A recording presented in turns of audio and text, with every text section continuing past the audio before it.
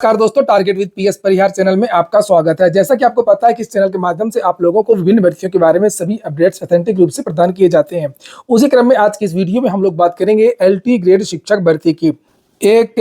इसकी LT grade की दो सूचना है। एक तो है आज के कोर्ट अपडेट की। आपको पता होगा कि एलटी ग्रेड में टीईटी को लेकर के आज एक केस था और दूसरी एलटी ग्रेड के एग्जाम को लेकर के आज एक नोटिस भी जारी हुई, उसको भी हम लोग देखेंगे। तो वीडियो को आप लोग लास्ट तक देखिएगा। जो नए छात्र हो तो चैनल को सब्सक्राइब भी कर लें।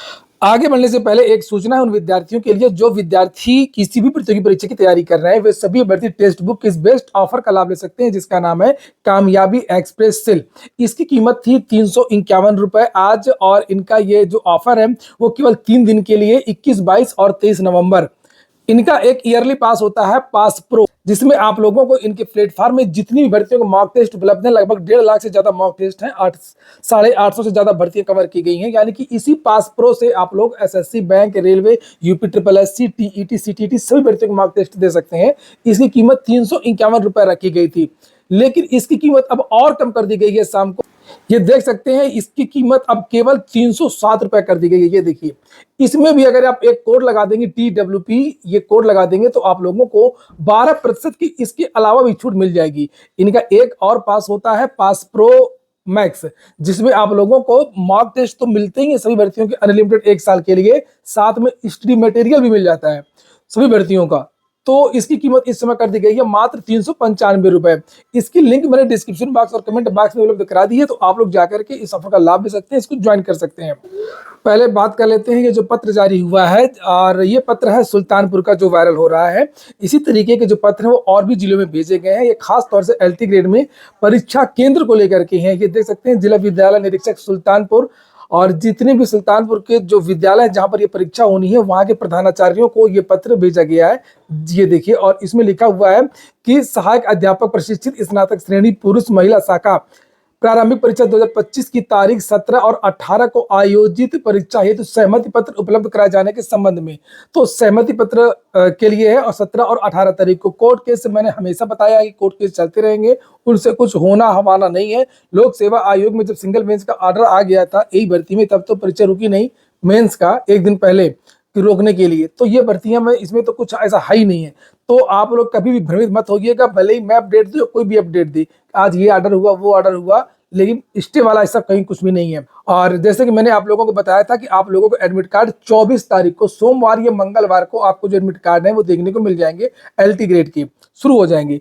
और यहाँ पर ये जो 16 और 17 तारीख को जो परीक्षा होनी है जनवरी के महीने में, तो यहाँ पर ये 17 और 18 जनवरी को जो परीक्षाएं होनी है, 17 तारीख को तो सामाजिक विज्ञान की परीक्षा होनी है, सामाजिक विज्ञान और जीव विज्ञान की परीक्षा 17 तारीख को होनी है, और अंग्रेजी की और शारीरिक शिक्षा की परीक्षा 18 तारीख को होनी है। तो उसके परीक्षा केंद्रों को लेकर के ये सहमति पत्र एक भेजा गया है, और ये कहा गया है कि जनपद स्तर पर उक्त परीक्षा कराए जाने हेतु परीक्षा केंद्रों से सहमति पत्र उपलब्ध कराए जाने निर्देशित किया गया है, और इतने बच्चे रहेंगे इस तरीके से ब्लॉक में, ये सब चीजें हैं।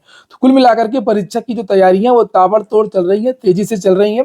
किसी भी भ्रम में आप लोग ना रहे। और अब बात कर लेते हैं आज के कोर्ट केस की, एलटी ग्रेड में टेट वाला केस। तो उसमें आज भी नंबर नहीं आ पाया, आज भी सुनवाई नहीं हो पाई। ये वो केस था जैसे आप लोग यहाँ पर ये देख सकते हैं, ये देखिए तान्या पांडे।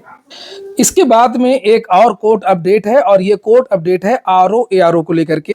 सुबह के समाचार पत्रों के माध्यम से भी इसके बारे में जानकारी दी गई थी, और मैं इसकी लगातार अपडेट दे ही रहा हूँ। विद्यार्थी आरक्षण को लेकर के, रिजर्वेशन को लेकर के कोर्ट चले गए थे, और विद्यार्थियों की यह मांग थी कि जो सामान्य वर्ग, जो अनारक्षित जो सीटें हैं प्रारंभिक परीक्षा में, उसमें जो भी आरक्षित वर्ग के विद्यार्थी हैं, अगर उनके नंबर ज्यादा है तो उनको भी लाभ दिया जाए। और होता यह है कि जैसे मैंने फिर से बता देता हूं एक बार, कि जो जनरल का जो रिजर्वेशन का जो पूरा ये स्ट्रक्चर उत्तर प्रदेश में 40% सीटें जनरल की होती हैं, 10% ईडब्ल्यूएस को होती हैं, 27% ओबीसी को होती हैं, 21% सीटें जो है वो एससी को दी जाती हैं, उसके बाद में 2% एसटी को। तो उसमें जो आरक्षण का लाभ सुप्रीम कोर्ट की गाइडलाइन के अनुसार अंतिम चरण में दिया जाता है, जिनमें प्रीलिम्स, मेंस और इंटरव्यू वगैरह होता है।